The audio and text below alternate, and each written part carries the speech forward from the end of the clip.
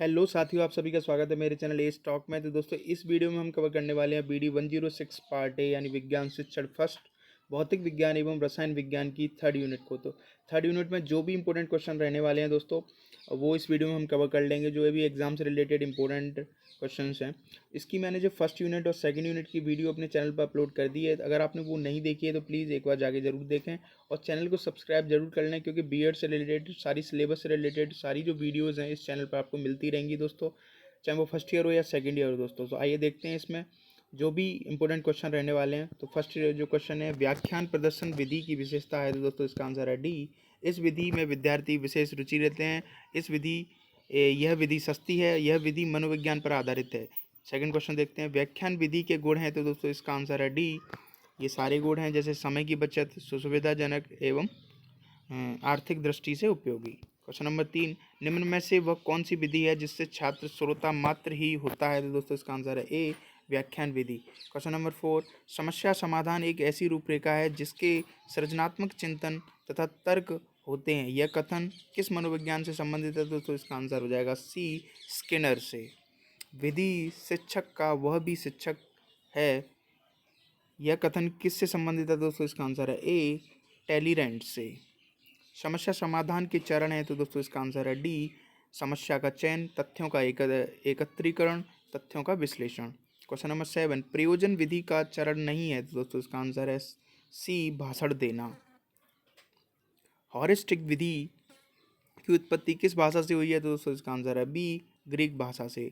अन्वेषण विधि वह विधि है जिसमें हम छात्र को अन्वेषण की स्थिति में रखते हैं। यह कथन किससे संबंधित है। तो इसका आंसर है बी, आर्मस्ट्रॉन्ग से। क्वेश्चन नंबर 10, प्रदर्शन विधि का गुण नहीं है। तो दोस्तों इसका आंसर है डी, यह अध्यापक पर निर्भर नहीं करती है। क्वेश्चन नंबर 11, प्रदर्शन विधि का आधार निम्न में से है। तो दोस्तों इसका आंसर है ए, मनोविज्ञान से। क्वेश्चन नंबर 12, निम्न में से कौन सी विधि छात्रों को रटने की आदत प्रदान करती है। तो दोस्तों इसका आंसर है बी, निगमन विधि। निम्न में से कौन विज्ञान शिक्षण की विधि है। तो दोस्तों इसका आंसर हो जाएगा डी, उपरोक्त सभी। व्याख्यान विधि, प्रदर्शन विधि, प्रयोगशाला विधि। परियोजना विधि किस पर निर्धारित होती है। तो दोस्तों आधारित होती है। तो उसका आंसर हो जाएगा डी, यथार्थवाद के सिद्धांत पर, अनुभव के सिद्धांत पर और सहकारिता के सिद्धांत पर। शिक्षण की सबसे प्राचीन एवं सबसे अधिक प्रचलित विधि है। तो दोस्तों इसका आंसर है बी, भाषण एवं व्याख्यान विधि। दोस्तों ये विधियों से रिलेटेड ही सारी यूनिट है। तो दोस्तों विधि अगर आप चाहते हैं कि विधियों पर भी वीडियो बनाऊं तो आप कमेंट करके बताएं मुझे, मैं विधियों को भी, सारी विधि हैं जो उनको भी एक्सप्लेन कर दूंगा। क्वेश्चन नंबर 16, विज्ञान शिक्षण की वह कौन सी विधि है जो छात्रों को करके सीखने पर बल देती है। तो दोस्तों इसका आंसर है सी, प्रयोगशाला विधि। निम्न में से किस विधि का उपयोग भौतिक विज्ञान के शिक्षण में मुख्य रूप से होता है। तो दोस्तों इसका आंसर है ए, निगमन विधि का। विचारों का पृथक्करण एवं सामान्यीकरण नींव नहीं है बल्कि अंतिम उपज है।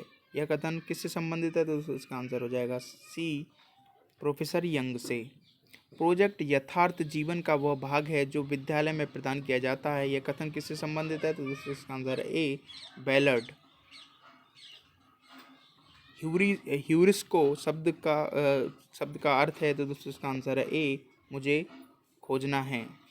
निम्न में से कौन सी विशेषता टोली शिक्षण से संबंधित नहीं है। तो इसका आंसर हो जाएगा सी, इसका उद्देश्य अनुदेशन की गुणवत्ता से वृद्धि करना नहीं है। क्वेश्चन नंबर 22, निम्न में से सूक्ष्म शिक्षण के पद हैं। तो दोस्तों इसका आंसर हो जाएगा डी, उपरोक्त सभी। विशिष्ट कौशलों की रूपरेखा तैयार करना, सूक्ष्म पाठ्य योजना तैयार करना एवं पुनः मूल्यांकन करना। शिक्षण कौशल शिक्षक के हाथ में वह शस्त्र है जिसका प्रयोग करके शिक्षक अपनी कक्षा में शिक्षण की प्रभावशाली एवं सक्रियता बनाता है तथा शिक्षक की अंतःक्रिया में सुधार लाने का प्रयास करता है। यह कथन किसका है दोस्तों। ये है डॉक्टर SP कुलश्रेष्ठ से। NCERT के द्वारा सूक्ष्म शिक्षण में सूक्ष्म पाठ की अवधि कितनी निर्धारित की गई है। तो दोस्तों इसका आंसर है बी, 6 मिनट। क्वेश्चन नंबर 25, सूक्ष्म शिक्षण का विकास किसके द्वारा किया गया है। तो दोस्तों इसका आंसर है ए, एलन के द्वारा। NCERT के द्वारा सूक्ष्म शिक्षण चक्र की अवधि कितनी निर्धारित की गई है। तो दोस्तों इसका आंसर है ए, 36 मिनट्स। पदार्थ विज्ञान शिक्षण में किस नवाचार का प्रयोग किया जाता है? तो दोस्तों इसका आंसर हो जाएगा डी, अनुकरणीय शिक्षण का, सूक्ष्म शिक्षण का, मस्तिष्क उद्दीलन का। निम्न कथन किससे संबंधित है? शिक्षण कौशल विद्यार्थियों के सीखने के लिए सुगमता प्रदान करने के विचार से संपन्न की गई संबंधित शिक्षण क्रियाओं या व्यवहार का समूह है। तो दोस्तों इसका आंसर हो जाएगा बी, डॉक्टर बी के पासी से। एनसीईआरटी के अनुसार सूक्ष्म शिक्षण प्रक्रिया में छात्रों की संख्या कितनी होनी चाहिए? तो दोस्तों इसका आंसर हो जाएगा ए, 5 से 10। निम्न में से कौन सी टोली शिक्षण की विशेषता नहीं है? तो दोस्तों इसका आंसर हो जाएगा सी, यह एक जटिल विधि है। सूक्ष्म शिक्षण का विकास किस विश्वविद्यालय से हुआ था? तो दोस्तों इसका आंसर हो जाएगा बी, स्टैनफोर्ड विश्वविद्यालय। निम्न कथन किस मनोविज्ञान से संबंधित है? सूक्ष्म शिक्षण समस्त शिक्षण को लघु क्रियाओं में बांटता है। तो दोस्तों इसका आंसर है सी, एलन का। क्या सूक्ष्म शिक्षण वास्तविक शिक्षण है? तो दोस्तों इसका आंसर है सी, अलग अलग दृष्टिकोण से हाँ और नहीं दोनों। क्वेश्चन नंबर 34, क्लिफ्ट एवं उनके सहयोगी के अनुसार सूक्ष्म शिक्षण प्रक्रिया कितनी अवस्थाओं में संपन्न होती है? तो दोस्तों इसका आंसर है बी, 3 अवस्थाओं में। सूक्ष्म शिक्षण का विकास एलन के द्वारा कब माना गया? तो दोस्तों इसका आंसर है बी, 1963 में। क्वेश्चन नंबर 36, ब्रिटिश शिक्षावाद किस शब्द का प्रयोग करना ज़्यादा पसंद करते थे? तो दोस्तों इसका आंसर है ए, अवक्रमित सीखना। अवक्रमित अधिगम का महत्व नहीं है। तो दोस्तों इसका आंसर है ए, छात्रों की रुचि बनी रहती है। क्वेश्चन नंबर 38, सूक्ष्म शिक्षण विधि के जनक कौन है? तो दोस्तों इसका आंसर हो जाएगा डी डब्ल्यू एलन और कीथ एचसन। वर्तमान में प्रचलित अवक्रमित अनुदेशन है। तो दोस्तों इसका आंसर हो जाएगा डी, उपरोक्त सभी। नेक्स्ट क्वेश्चन देखते हैं 40वां, सूक्ष्म शिक्षण चक्र के पदों का सही क्रम है? तो दोस्तों इसका आंसर हो जाएगा बी, योजना, शिक्षण, प्रतिपुष्टि, पुनः पाठ्योजन, पुनः शिक्षण एवं पुनः प्रतिपुष्टि। इसका आंसर बी हो जाएगा। क्वेश्चन नंबर 41, निम्न में से कौन सा कंप्यूटर की विशेषता नहीं है? तो दोस्तों इसका आंसर हो जाएगा डी, संग्रहण क्षमता में कमी। कंप्यूटर शिक्षण में किसकी भूमिका बड़े ही प्रभावशाली ढंग से निभाई जाती है? तो दोस्तों इसका आंसर हो जाएगा डी, एक अच्छे प्रश्नकर्ता की, परीक्षक की, पूछताछ अधिकारी की। निम्न में से कौन सी कंप्यूटर की मल्टीमीडिया सेवाएं जो शिक्षण सामग्री में निर्माण में सहायक हैं? तो दोस्तों इसका आंसर है डी, जैसे पेंट प्रोग्राम, ग्राफिक्स और माइक्रोसॉफ्ट, ये सारे रिलेटेड कंप्यूटर मल्टीमीडिया सेवाओं से हैं।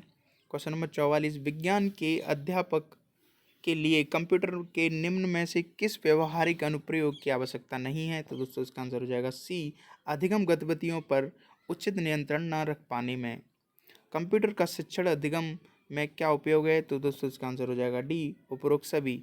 विद्यालयों को आवश्यक प्रतिपुष्टि प्रदान करने में, समस्या समाधान प्रक्रिया में उचित अनुदेशन देने में और अधिगम के नवीन रास्ते खोलने में। क्वेश्चन नंबर 46, विज्ञान शिक्षण द्वारा कंप्यूटर का उपयोग किस कार्य में किया जाता है? तो दोस्तों इसका आंसर हो जाएगा डी, क्रियात्मक शिक्षण में, ट्यूटोरियल शिक्षण में, अभ्यास कार्य में।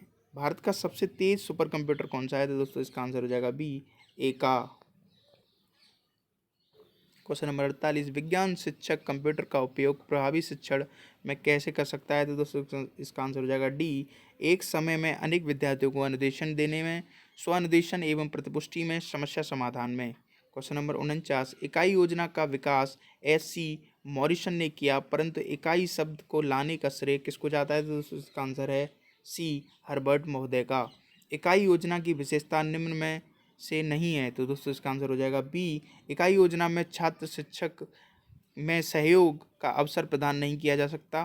क्वेश्चन नंबर 51, वे पाठ्य योजनाएं जिन्हें शिक्षक कक्षा में शिक्षण के पूर्व लिखित रूप से तैयार करता है वे कहलाती हैं? तो दोस्तों इसका आंसर हो जाएगा ए, लिखित पाठ योजनाएं।